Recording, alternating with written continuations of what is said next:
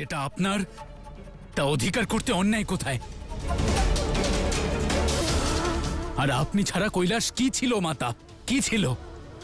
একটা প্রাণহীন মরুস্থল। সেখানে প্রাণ আপনি সঞ্চার করেছেন মাতা, আপনি। আর যখন কৈলাসে আপনার আধিপত্য হবে তখন সমগ্র সংসারে কেবল আপনারই জয়গান বাজবে মাতা। এই কৈলাস সমগ্র সংসারের সিংহাসন মাতা। যে ওই স্থানে স্থাপিত হবে সেই হবে এই সংসারের সবকিছু, সংসারের সবকিছু, সংসারের সবকিছু। পালক, রক্ষক, সংহারক মাতা, সংহারক মাতা।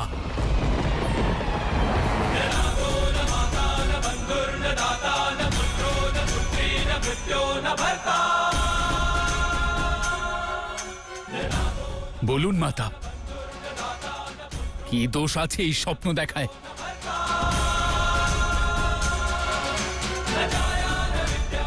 মাতা, কৈলাস অধিকার করেই সেই সংসারের অস্তিত্ব স্থাপন হবে যেখানে নারী এবং পুরুষ সবাই এক হবে, যেখানে শিব আর শক্তি সমান হবে, যেখানে যেখানে কোনো নারীকে অনুচিত প্রশ্ন করা হবে না, যেখানে কোনো নারীকে পুরুষের ইচ্ছা অনুযায়ী চলতে বাধ্য করা হবে না, বাধ্য করা হবে না, বাধ্য করা হবে না।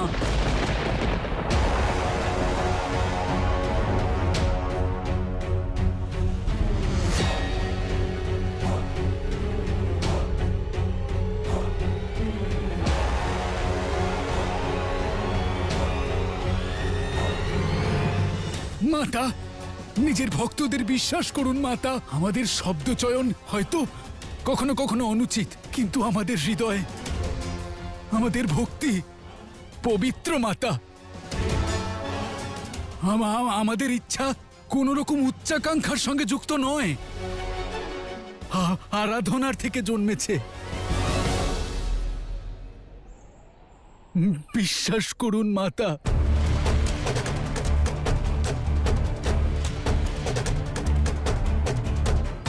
কেবল আপনার স্থানকে সংসারে সর্বোপরি করার জন্য আমরা এটা করছি। এছাড়া আমাদের আর কোনো উদ্দেশ্য নেই মাতা। দয়া করে নিজের ভক্তদের উপরে বিশ্বাস রাখুন মাতা, বিশ্বাস রাখুন।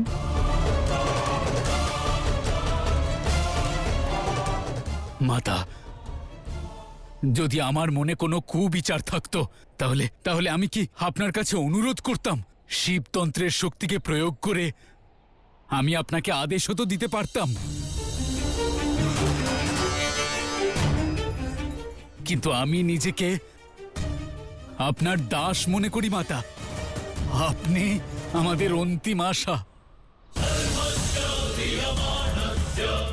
মাতা। কৈলাস সর্বদা শিবের ক্ষমতা দেখেছে, তাকে আদিশক্তির শক্তি দেখান, আদিশক্তির শক্তি দেখান, আদিশক্তির শক্তি দেখান।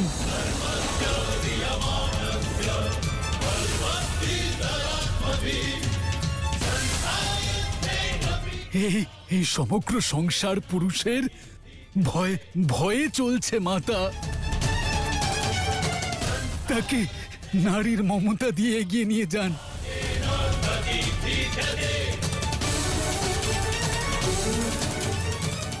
মাতাও ছলনা করার চেষ্টা করছে, ওর কথা শুনবেন না।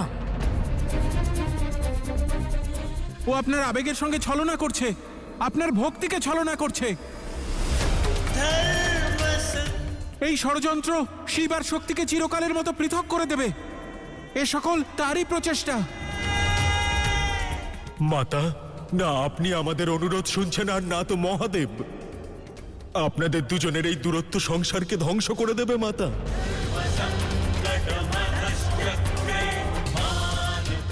শিব আর শক্তি পৃথক নয়, তারা এক। সত্য আর সৃজনের রথের সারথি।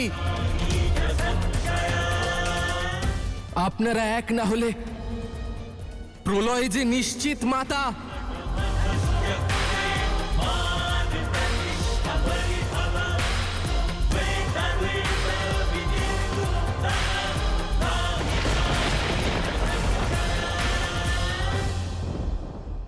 মাতা মল্ল এবং মনির বন্ধন থেকে মুক্ত হন। ওরা আপনাকে এবং পিতাকে চিরকালের জন্য আলাদা করে দেবে।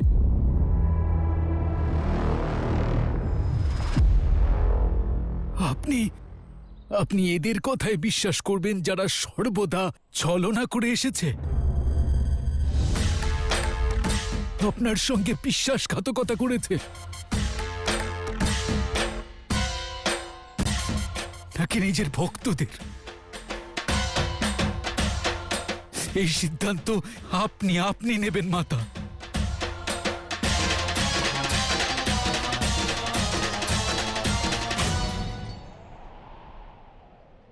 না দেবী,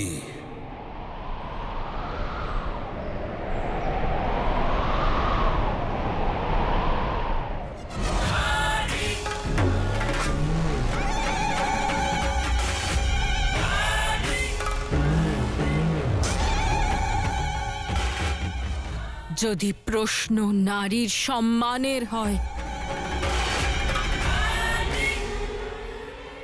তার অধিকারের হয়,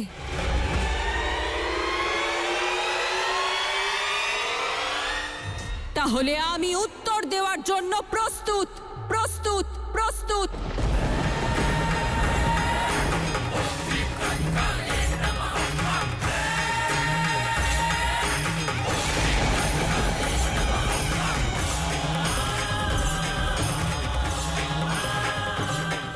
কৈলাসে নিজের আধিপত্য স্থাপন করার জন্য প্রস্তুত আমি প্রস্তুত আমি প্রস্তুত আমি প্রস্তুত আমি।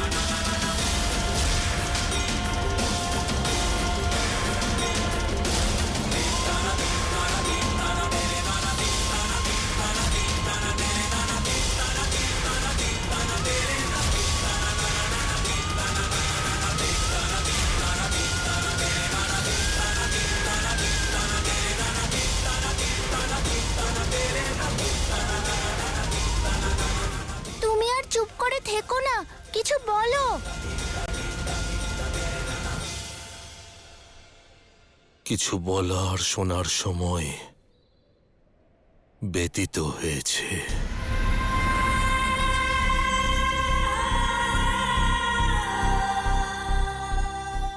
এখন সময় হলো শিব আর শক্তির প্রত্যক্ষ যুদ্ধের যুদ্ধের যুদ্ধের যুদ্ধের মহাকালী আর মহাকালের সংঘর্ষের। কারণ শক্তি এবার যা করতে চলেছেন তা না বিধি স্বীকার করবে আর না নিয়তি। এর পরিণাম কেবলমাত্র সর্বনাশ, কেবল সর্বনাশ, কেবল সর্বনাশ।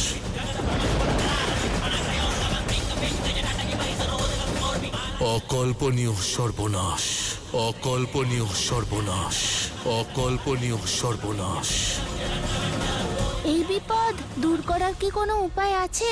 তুমিও একবার প্রচেষ্টা করে দেখে নাও গণেশ। এই মুহূর্তে কৈলাসে যাও, তোমার মা মল্ল আর মণির শিবতন্ত্রের পাশে সেটা করতে চলেছেন, যা শক্তির করা উচিত নয়। আর পিতা তুমি? আমি আসব যখন সময় আহ্বান জানাবে, উদ্দেশ্য আহ্বান জানাবে। প্রশ্ন কেবল একটাই, যে কে আহ্বান করবে। কারণ যদি শক্তি আহ্বান জানায়,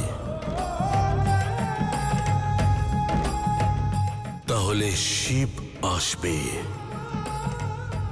আর যদি মহাকালী আহ্বান জানায়, তখন মহাকাল আসবে, মহাকাল আসবে, মহাকাল আসবে।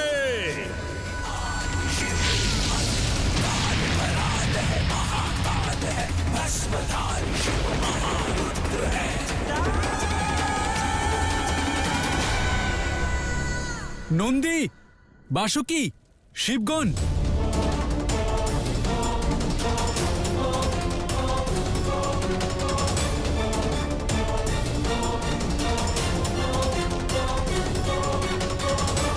কি হয়েছে কুমার কার্তিক, শ্রী গণেশ? আপনারা দুজন এত চিন্তিত কেন? কৈলাসে এমন কিছু ঘটতে চলেছে যা আজ পর্যন্ত ঘটেনি। কৈলাস সংকটে রয়েছে, আক্রমণ হতে চলেছে।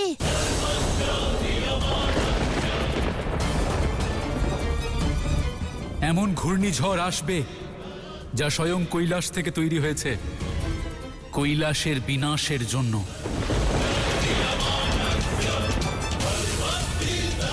কিন্তু শিব আর শক্তির এই ধামে আক্রমণ করার দুঃসাহস কে দেখাবে?